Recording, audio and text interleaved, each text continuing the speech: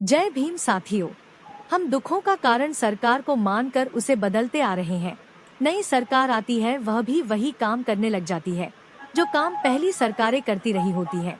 हम जानते हुए भी जान नहीं पाते कि हमारे दुखों का कारण हमारी व्यवस्था है, उसे बदलने पर कभी काम नहीं करते। ये कहना है engineer Hardeep Singh Chumber, equality and justice Patiala YouTube channel और रोजाना पेपर चलाने वालों का। अब हम बाबा साहेब डॉक्टर अंबेडकर के भाषण पर चर्चा सुनते हैं।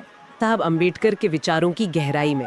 जी, खास तौर पे 1947 का वो समय, उनका 55वां जन्मदिन और उनका वो भाषण। हाँ, वो भाषण बहुत अहम है। बिल्कुल, भारत तब आज़ादी के बिल्कुल कगार पर था और अंबेडकर जी दलित समुदाय के भविष्य को लेकर उम्मीद भी थी और चिंता भी। हाँ, दोनों बातें थी। हमारे पास उनके भाषण के कुछ अंश है, कुछ नोट्स है, तो कोशिश रहेगी कि समझें कि उस मोड़ पर उनके मन में चल क्या रहा था।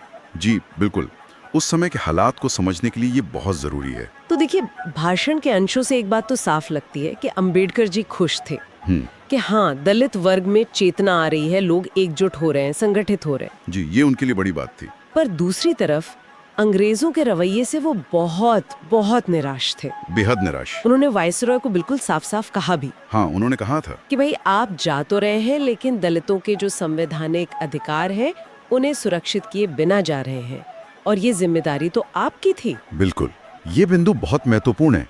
अंबेडकर जी के लिए सिर्फ अंग्रेजों का जाना काफी नहीं था। नहीं, अहम ये था कि दलितों के हितों की रक्षा कैसे होगी, कोई ठोस व्यवस्था तो हो। सही बात है। उसके बिना जाना वो मानते थे कि ये काम अधूरा छोड़ना है।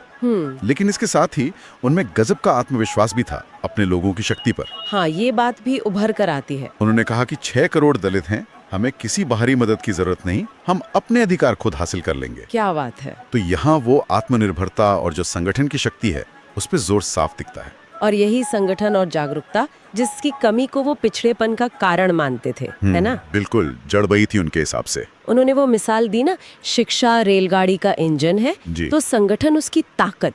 क्या खूब कहा। मतलब ज्ञान चाहिए, पर उसे आगे बढ़ाने के लिए एकता, संगठन चाहिए। सही बात है। उनका विश्लेषण था कि इसी कमी के वजह से दलित सदियों तक दूसरों का वर्चस्व सहते रहे। लेकिन अब वो कह रहे थे कि एक नई चेतना जाग रही है, एक नई शक्ति आ रही है। हाँ। और ये कोई हवाई बात नहीं थी, ये जमीनी हकीकत बन चुकी थी। इतनी कि कांग्रेस और लीग जैसी बड़ी पार्टियां भी, उन्हें भी नजरअंदाज करना मुश्किल हो गया था। बिल्कुल, उन्हें भी अब दलितों के समर्थन की जरूरत महसूस हो रही थी। अच्छा, इसी को उन्होंने कहा कि ये फौलादी संगठन की शुरुआत है। ये तो बड़ी बात है। और उधर संविधान सभा में भी उनका संघर्ष जारी था, मौलिक अधिकारों को लेकर। जी हाँ, वो मोर्चा भी खुला हुआ था। उन्होंने बताया भी कि मौलिक अधिकारों पर उनका जो ड्राफ्ट था वो मान लिया गया था। अच्छा, ये तो अच्छी खबर थी। हाँ, लेकिन नौकरियों में आरक्षण को लेकर, उसकी श्रेणियों को लेकर कुछ पेच था, जिसका हल उन्होंने सुझाया था। पर यहाँ एक थोड़ी हैरान करने वाली बात भी उन्होंने बताई। वो क्या? उन्होंने अफसोस जताया कि अल्पसंख्यक उपसमिति में जो 2 अस्पृश्य सदस्य थे, हाँ? उन्होंने ही ऐसे प्रस्ताव रख दिए जो दलितों की आम राय के बिल्कुल खिलाफ थे। अरे, जैसे संयुक्त मतदाता संघ की मांग, मतलब दलितों के लिए अलग निर्वाचन क्षेत्र न हो, बल्कि सब एक ही सूची में हो। ओह, तो मतलब अंदर से ही विरोध। हाँ, इससे यही लगता है कि सिर्फ बाहरी विरोध नहीं था, शायद समुदाय के अंदर भी कुछ मतभेद थे, या हो सकता है कोई दबाव हो। ये तो जटिल स्थिति थी। और उन्होंने उस समय की जो ब्राह्मणवादी पार्टियां थीं, उनकी आलोचना भी की। जी, खुलकर की। और गांधी जी से जो उनका बुनियादी मतभेद था, उसे भी साफ किया। हाँ, वो पुराना सवाल कि दलितों के अधिकारों का फैसला करेगा कौन? क्या दलित खुद करेंगे या वो लोग करेंगे जिन्होंने सदियों तक उन्हें दबाया? बिल्कुल यही सवाल। और उनकी अपनी प्रतिबद्धता देखिए। हाँ। ऐसा कहा जाता है कि कांग्रेस और सरदार पटेल ने पूरी कोशिश की थी कि अंबेडकर संविधान सभा में पहुंच ही ना पाए। सच में? हाँ, रास्ते बंद करने तक की बात हुई थी, लेकिन फिर भी वो बंगाल से चुनकर आ गए। कमाल है। और वहां पहुंचकर उन्होंने साफ कह दिया। क्या कहा? कि अगर मौलिक अधिकारों पर दलितों की मर्जी के खिलाफ फैसला हुआ, सिर्फ बहुमत के जोर पर, तो वो संविधान समिति छोड़ देंगे। बाप रे, इतना कड़ा रुख? हाँ, वो इसे अपना दोहरा कर्तव्य मानते थे, अपने लोगों के प्रति भी और देश के प्रति भी। उन्होंने ये भी माना कि वो अकेले हैं, मतलब 296 सदस्यों की सभा में लगभग अकेले। हाँ, ये सच्चाई उन्होंने स्वीकार की। कहा कि कितना भी बुद्धिमान व्यक्ति हो, बहुमत के आगे वो असहाय हो सकता है। बिल्कुल, खासकर तब जब सामने वाला तर्क से नहीं बल्कि सिर्फ आपको चुप कराने के लिए विरोध कर रहा हो। ये तो होता है। हाँ, और शायद इसी अकेलेपन को, इसी संभावित विरोध को देखते हुए वो बार बार संगठन की जरूरत पर जोर दे रहे थे। अच्छा, तो ये सब जुड़ा हुआ था। बिल्कुल। और ये समझना बहुत जरूरी है कि वो राजनीतिक अधिकार या आरक्षण को मतलब स्थायी समाधान नहीं मानते थे। नहीं, उन्होंने चेताया था कि ये हमेशा नहीं रहेंगे, एक दिन इनकी जरूरत खत्म हो जाएगी। तो फिर? तो उस दिन क्या काम आएगा? सिर्फ आपका संगठन, आपकी आपसी एकता, समुदाय की अपनी अंदरूनी शक्ति। इसीलिए वो अभेद संगठन की बात करते। बिल्कुल, वो ही असली और स्थायी ताकत थी उनके अनुसार।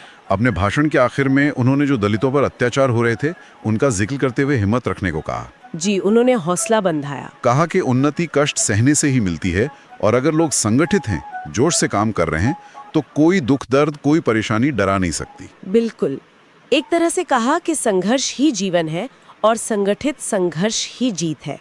अंबेडकर के ये शब्द आज भी मतलब संगठन, शिक्षा और अटूट इरादे की ताकत को दिखाते हैं। हाँ बिल्कुल, खासकर उन समुदायों के लिए जो व्यवस्था के हाशिए पर हैं या विरोध झेल रहे हैं। उनका संदेश साफ था, अधिकार मिलते नहीं हैं, छीने पड़ते हैं, संगठित होके। सही कहा। तो यहाँ हमारे सुनने वालों के लिए ये सोचने वाली बात छोड़ जाते हैं जी कि अंबेडकर जी ने जिस अभेद संगठन और एकता पर इतना जोर दिया, आज के हमारे सामाजिक राजनीतिक माहौल में उसकी क्या प्रासंगिकता है, उसे आज कैसे देखा और समझा जा सकता है। साथियों, आपने बाबा साहेब के भाषण पर चर्चा सुनी, कैसा लगा आप जरूर बताएं। हाँ, अगर आप भी अपनी किसी भी भाषा में लिखी लिखतों पर चर्चा करवानी चाहें तो आप करवा सकते हैं।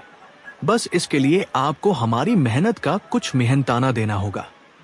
हाँ, ठीक सुना है आपने, फिर से बता रहे हैं। अगर आप भी अपनी किसी भी भाषा में लिखी लिखतों पर चर्चा करवानी चाहें तो आप करवा सकते हैं। बस इसके लिए आपको हमारी मेहनत का कुछ मेहनताना देना होगा। हमारा मोबाइल नंबर है 9463601616। आप कॉल कर सकते हैं। आप देखते रहें आपका YouTube channel equality and justice Patiala YouTube channel. इसे लाइक, शेयर और सब्सक्राइब करते रहें। साथियों, जय भीम, जय भारत, जय संविधान।